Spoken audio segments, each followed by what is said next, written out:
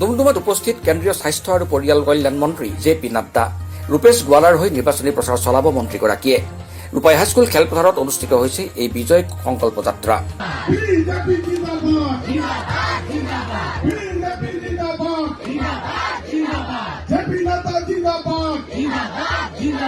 কংগ্ৰেছক টাৰ্গেট কৰি লয় জে.পি. নাড্ডাই। চাহ জনগোষ্ঠীক ভোট বেংক হিচাপে ব্যৱহাৰ কৰি আহিছিল।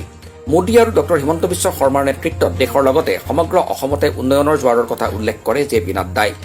অসমীয়া সংস্কৃতি, গামোচা, সমস্যা ইত্যাদিৰ ক্ষেত্ৰত কংগ্ৰেছৰ কোনো দায়বদ্ধতা নাই।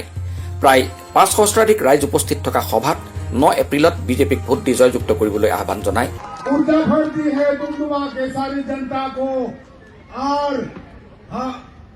हम चाहते हैं आदरणीय नड्डा जी हमारे 85 रुपए वाला जी को एक फूला गमछा से आप अग्रिम बधाई दे दीजिए।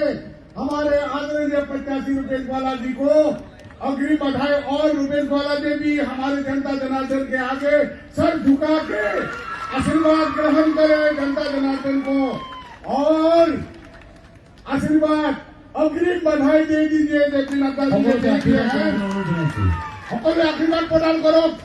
রূপেশ গোয়ালা জিন্দাবাদ। आतंकवादी हमले, अशांति, कर्फ्यू, यह सब हम लोगों ने पिछले दौर में देखा है।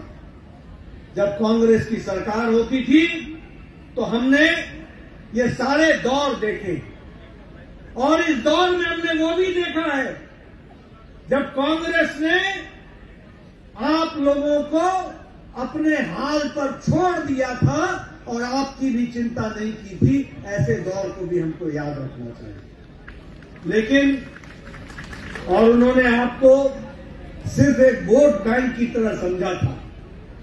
चाय बागान के लोग उनके लिए वोट बैंक थे। आप लोगों ने उनको एकाधिकार दे रखा था। वो कोई आपके सेवा में, आपके विकास में उनका कोई योगदान नहीं था।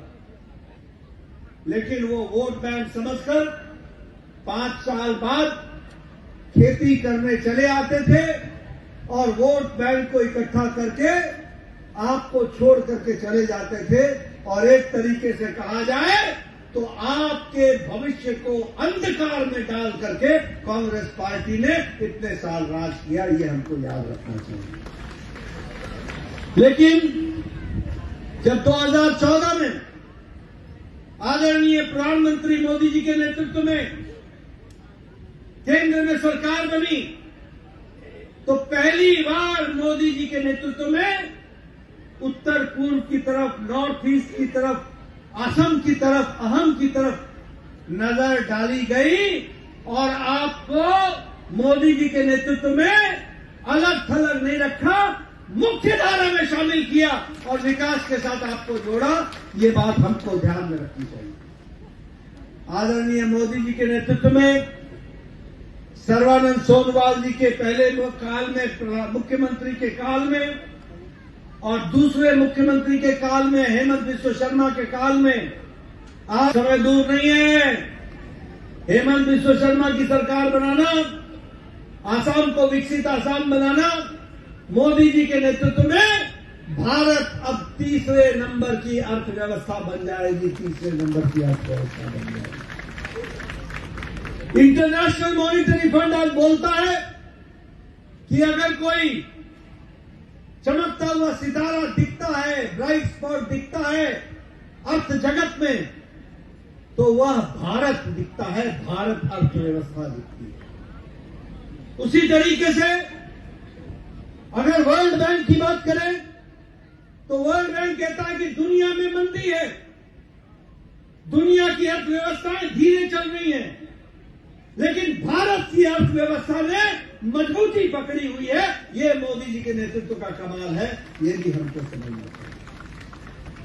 आज ये वेस्ट एशिया में अमेरिका और इजराइल के साथ ईरान की लड़ाई में आज दुनिया की अर्थव्यवस्था हिल गई है। बांग्लादेश का बुरा हाल हो गया है, पाकिस्तान में भंडारण नहीं है, श्रीलंका में भंडारण नहीं है, लेकिन मोदी जी के नेतृत्व में भारत में चाहे वो उर्वरक फर्टिलाइजर हो, फिर चाहे वो एलपीजी गैस हो, फिर चाहे वो पीपीजी गैस हो, हर को पहुंचाने का काम नरेंद्र मोदी जी की सरकार ने किया है। ये भी हमको ध्यान में रखना है। आज हम स्टील में दूसरे नंबर के देश हैं।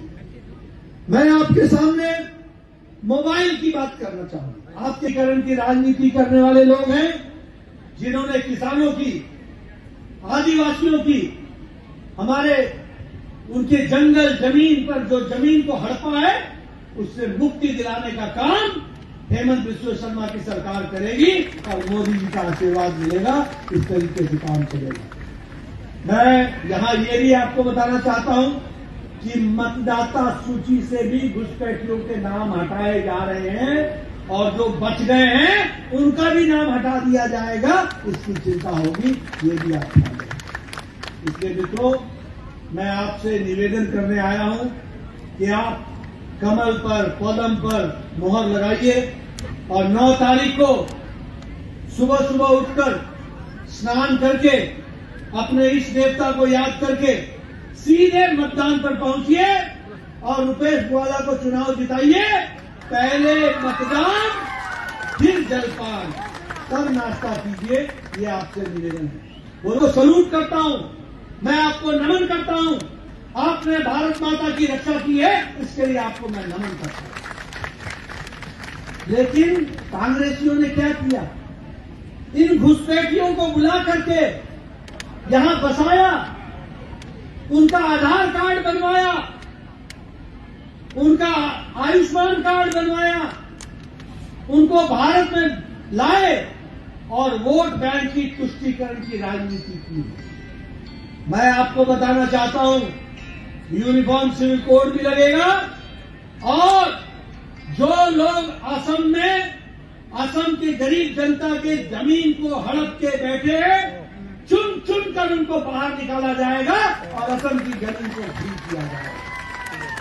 और all India institute of medical sciences Guwahati में 1123 करोड़ रुपए का बना करके दिया है और all India institute of medical sciences. उसी तरीके से हम लोगों ने अमोनिया के लिए, यूरिया के लिए, खाद के लिए हम लोगों ने फैक्ट्री लगाने का तय किया और उसके लिए मोदी जी ने 10,601 करोड़ रुपए अलग से भेजे हैं ताकि यहां पर अमोनिया, यूरिया बने और यूरिया से, खाद से हमारे असम के लोगों को सस्ता यहां पर मिले, दूर न जाना पड़े, इसकी व्यवस्था की गई।